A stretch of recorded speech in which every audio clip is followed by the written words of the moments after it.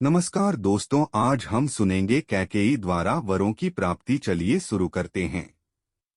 मेरी वीडियो सबसे पहले देखने के लिए सब्सक्राइब बटन को दबाएं और साइड के बेल आइकन को ऑन कर लें सबसे पहले सारी वीडियो देखने के लिए। उल्लासित महाराज दशरथ ने शीघ्रातिशीघ्र राजकार्यों को संपन्न किया और राम के राजतिलक का शुभ समाचार सुनाने के लिए अपनी सबसे प्रिय रानी कैकेयी के प्रासाद में पहुंचे।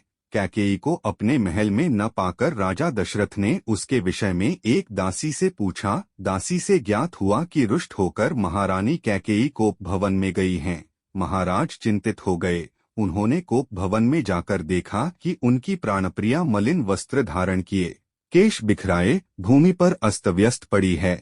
उनकी इस अवस्था को देखकर आश्चर्यचकित राजा दशरथ ने कहा, प्राणेश्वरी, मुझसे ऐसा क्या अनिष्ट हुआ है कि क्रुद्ध होकर तुम कोप भवन में आई हो? यदि तुम किसी बात से दुखी हो तो मुझे बताओ, मैं तुम्हारे कष्ट का निवारण अवश्य करूंगा। महाराज के इस प्रकार मनुहार करने पर कैकेयी बोली, प्रणनाथ, मेरी एक अभिलाषा है, किंतु यदि आप उसे पूरी करने की शपथपूर्वक प्रतिज्ञा करेंगे तभी मैं आपको अपनी अभिलाषा के विषय में बताऊंगी। महाराज दशरथ ने मुस्कुराते हुए कहा, केवल इतनी सी बात के लिए तुम कोप भवन में चली आई हो?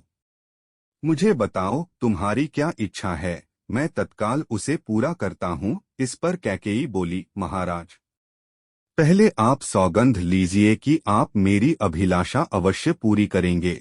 इस पर महाराजा दशरथ ने कहा, हे प्राणप्रिय, इस संसार में मुझे राम से अधिक प्रिय और कोई नहीं है।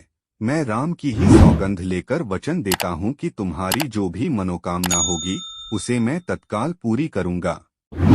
महाराज सौगंध लेने से आश्वस्त हो जाने पर कैकेयी बोली, आपको स्मरण होगा कि देवासुर संग्राम के समय आपके मूर्छित हो जाने पर मैंने आपकी रक्षा की थी और प्रसन्न होकर आपने मुझे 2 वर देने की प्रतिज्ञा की थी। उन दोनों वरों को मैं आज मांगना चाहती हूँ। पहला वर तो मुझे यह दें कि आप राम के स्थान पर मेरे पुत्र भरत का राजतिलक करें, और दूसरा वर मैं यह मांगती हूँ कि राम को 14 वर्ष के लिए वन जाने की आज्ञा दें।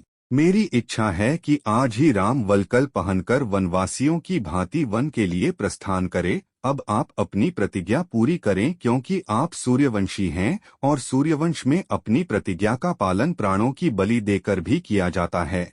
कैकेयी के इन वचनों को सुनकर राजा दशरथ का हृदय चूर चूर हो गया। उन्हें असह्य पीड़ा हुई और वे मूर्छित होकर गिर पड़े। कुछ काल बाद जब उनकी मूर्छा भंग हुई तो वे क्रोध और वेदना से कांपते हुए बोले, रे कुलघातिनी, न जाने मुझसे ऐसा कौन सा अपराध हुआ है जिसका तूने इतना भयंकर प्रतिशोध लिया है। पतिते नीच, राम तो तुझ पर कौशल्या से भी अधिक श्रद्धा रखता है, फिर भी तू उसका जीवन नष्ट करने के लिए कटिबद्ध हो गई है। प्रजा को अत्यंत प्रिय राम को बिना किसी अपराध के मैं भला कैसे निर्वासित कर सकता हूँ? तू अच्छी तरह से जानती है कि मैं अपने प्राण त्याग सकता हूँ, किंतु राम का वियोग नहीं सह सकता। मैं तुझसे विनती करता हूँ कि राम के वनवास की बात के बदले तू कुछ और मांग ले। मैं तुझे विश्वास दिलाता हूँ कि मैं तेरी मांग अवश्य पूरी करूँगा। महाराज दशरथ के इन दीन वचनों को सुनकर कैकेयी तनिक भी द्रवित नहीं हुई। वह बोली, राजन, ऐसा कहकर आप अपने वचन से हट रहे हैं, यह आपको शोभा नहीं देता। आप सूर्यवंशी हैं, अपनी प्रतिज्ञा पूरी कीजिए। प्रतिज्ञा से हटकर स्वयं को और सूर्यवंश को कलंकित मत कीजिए। आपके द्वारा अपना वचन नहीं निभाए जाने पर मैं तत्काल आपके सम्मुख ही विष पीकर अपने प्राण त्याग दूंगी। यदि ऐसा हुआ तो आप प्रतिज्ञा भंग करने के साथ ही साथ स्त्री हत्या के भी दोषी हो जाएंगे।